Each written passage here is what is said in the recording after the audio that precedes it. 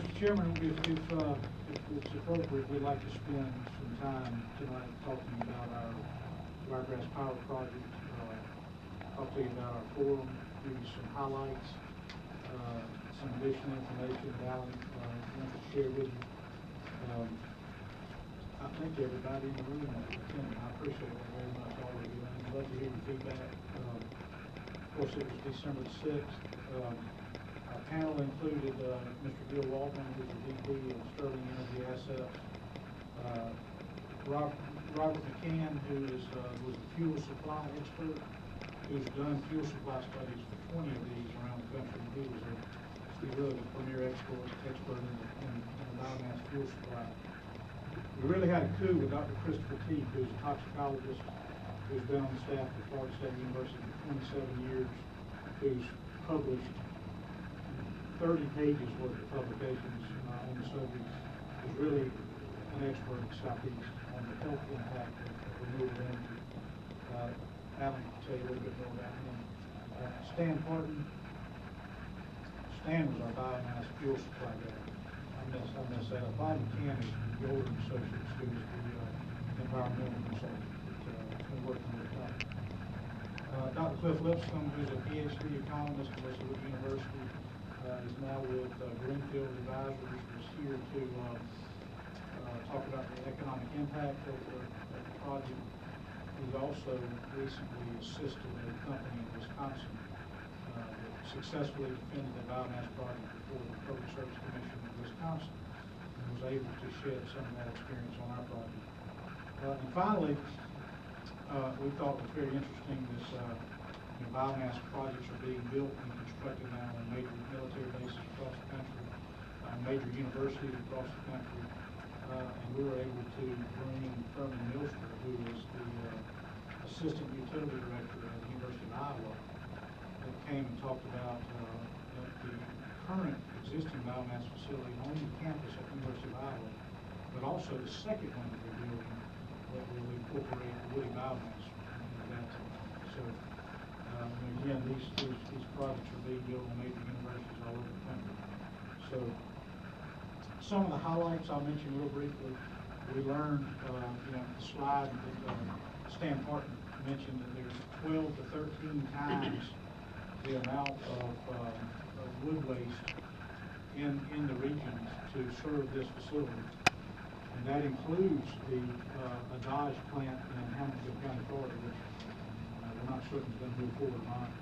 And it included the plant Minchew moved from coal to biomass over in Albany. And so very interesting the fact that we're now adding 20% more to the forest in this country every year than we're taking out. There are more trees today than there were 100 years ago in this country. He was very interesting. I thought he added a lot to the discussion. Our toxicologist, who again is an expert, went on the record saying that there in no way, shape, or form is this a public safety issue. He's even advocated for these plants in Tallahassee where he lives, and he provided great testimony on why these are safe and why they're actually good for the environment. When you look at the amount of open source burning going on in our region today, and the benefits, the environmental benefits of this project will bring. I wanted to mention to you too that Georgia Tech, we provided our press a copy of this. A key researcher, I hope you read my email yesterday, a leading researcher in the country in energy futures from Georgia Tech, and another researcher from Duke University put out a press release on December the 16th talking about the impact of having renewable energy and what it will do to the ratepayers in the southeastern United States.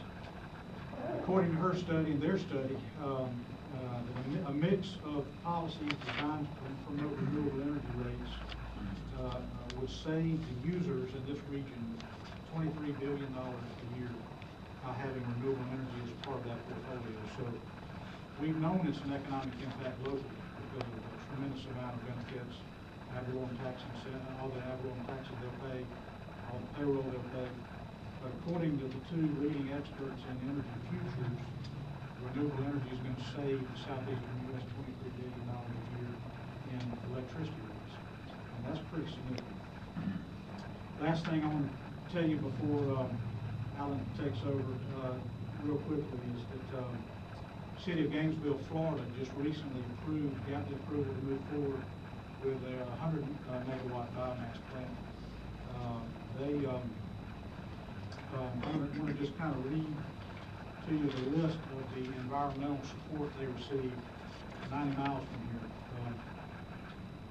Let's see, the Florida Wildlife Federation supported them, the Southern Alliance for Clean Energy, the Florida Forestry Association, the Florida Farm Bureau Federation, the Florida Municipal Electric, Gainesville Area Chamber of Commerce, Florida Works, the Forest Landowners Association, the Alachua County Legislative Delegation, the Gainesville City Commissioners, North Central Florida Renewable Resource Conservation and Development Council, the Florida Department of Agriculture and Consumer Services, the Florida Public Service Commission, the Florida Department of Environmental Protection, the Florida Department of Health, the Florida Department of Community Affairs, the Florida Department of State, the Florida Department of Transportation, the North Central Florida Regional Planning Council, the Suwannee River Water Management District, the City of Gainesville, Alachua County, and the U.S. Corps of Engineers. We're all standing behind this project as they successfully move forward, and Governor Chris issued a press release saying it was a breakthrough and he was excited about the project. So I just want to let you know that